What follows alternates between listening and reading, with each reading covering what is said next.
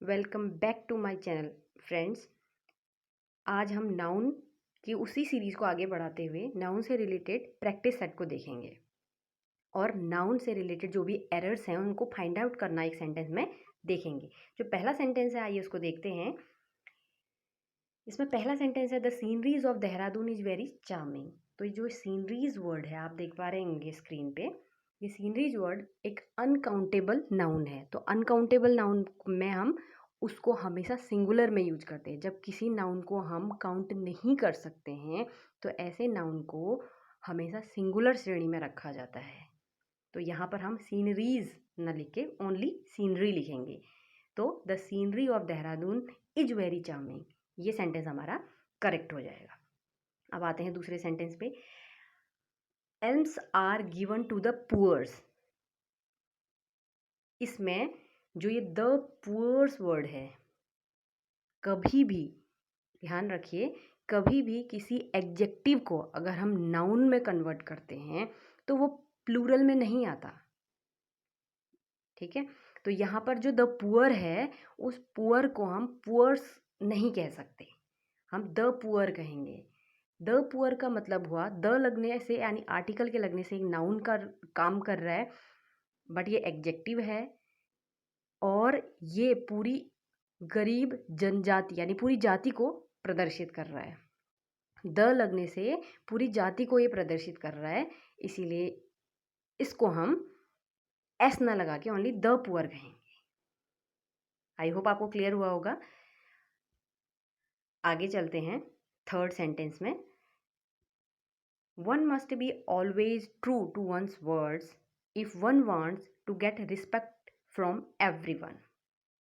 तो यहाँ पर एक फ्रेज आप देख पा रहे होंगे फ्रेंड्स। जब कभी भी किसी वाक्य में कोई फ्रेज आता है, मुहावरा जिसको हिंदी में हम कहते हैं, वो एज इट इज आता है, उसको हम चेंज नहीं कर सकते। वो एक फिक्स होता है, वो अपने आप में फिक्स होता है, तो हम अपनी तरफ से उसमें कुछ ऐड नहीं कर सकते।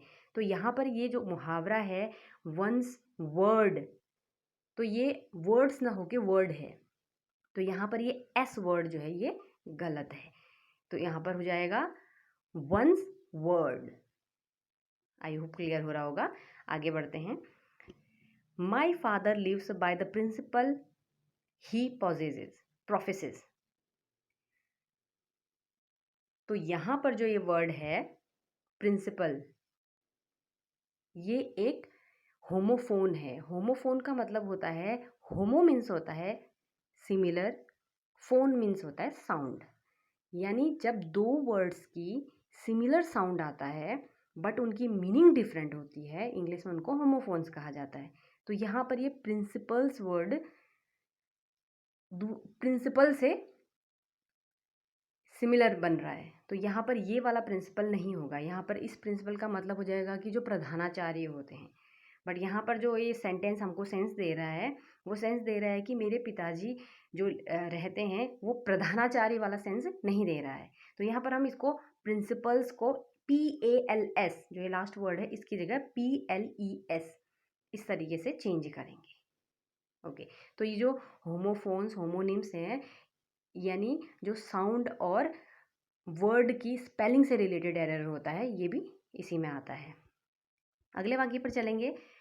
All the evidences were against him and he was held guilty. तो यहाँ पर ये एविडेंसेस वर्ड हमेशा सिंगुलर यूज होता है। इसको हम एविडेंसेस नहीं बना सकते, इसको हमने एविडेंस बनाना पड़ेगा। तो उसकी वजह से हमें वर की जगह वॉज यूज करना पड़ेगा। All the evidence was against him and he was held guilty. आगे बढ़ते हैं। अगला है 10 2 summons have been issued by the court but he has not yet appeared before the court। तो यहाँ पर ये समन वर्ड आप देख पा रहे होंगे, ये वाला समन्स, तो ये अपने आप में एस लिए हुए ही है, यानी ये वर्ड ही एस के साथ आता है। तो अगर हमने यहाँ पर देख रहे हैं टू है, इसको प्लूरल में दिखाना है, तो हमने क्या करना पड़ेगा, जब किसी वर्ड को एस में फिनिश होता है तो प्लूरल बनाने के लिए ES ये लगाया जाता है। तो यहाँ पर अगर हमें समन्सेस बनाना पड़ेगा इसको, ठीक है। तो यहाँ पर 2 समन्स समन्स वर्ड प्लूरल ना होके सिंगुलर है, इसको प्लूरल बनाने के लिए ES ऐड करेंगे। आगे बढ़ते हैं। अब अगले सेंटेंस में देखते हैं क्या एरर है।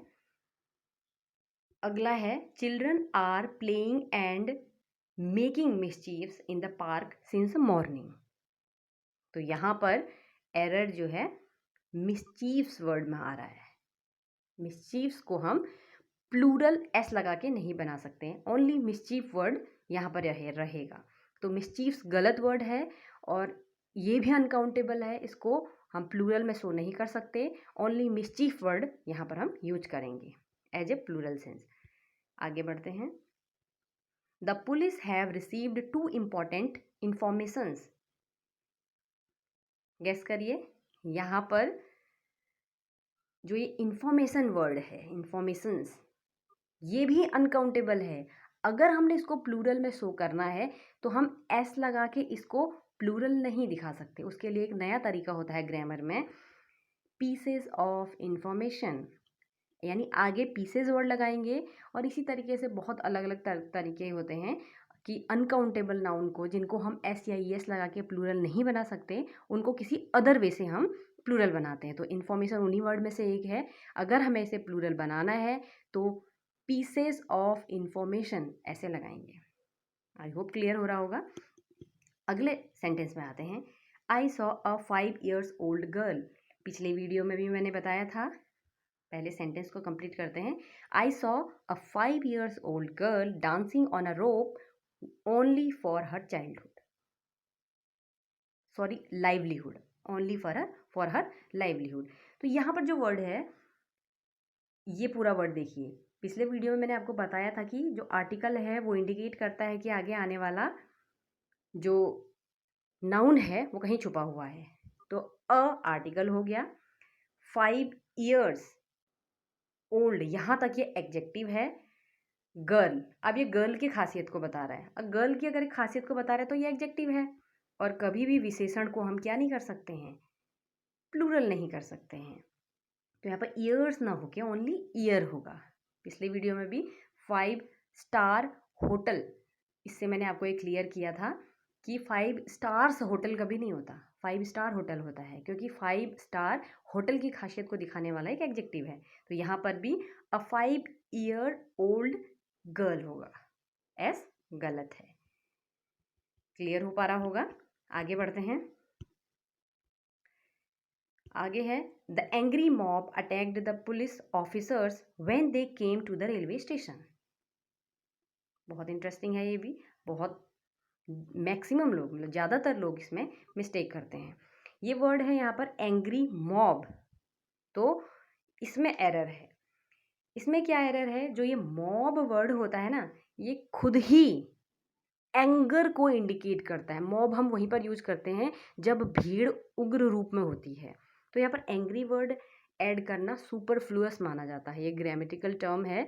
जब हम किसी एक्स्ट्रा वर्ड को यूज़ करते हैं जिसकी ज़रूरत नहीं है, तो हम वहाँ पर उसको सुपरफ्लुअस कहा जाता है, सुपरफ्लुअस वर्ड कहा जाता है।